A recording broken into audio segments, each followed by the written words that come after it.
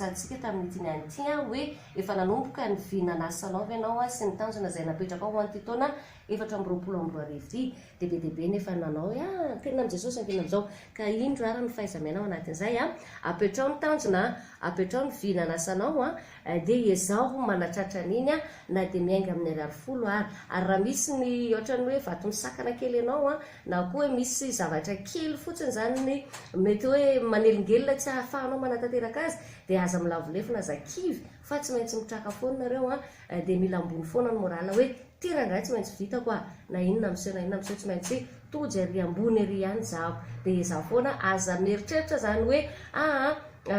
neny ihany nefa lasa lavitra be dia ahoana ny anaty dia zay vao raha eo dia mirasoantsika jiaby ao anatin'izay rehetrarehetra zay fa tsy maintsy tratra ny tanjona ary azambara olo izay vinavinanao izay fa zay dia anao irery ihany dia miraso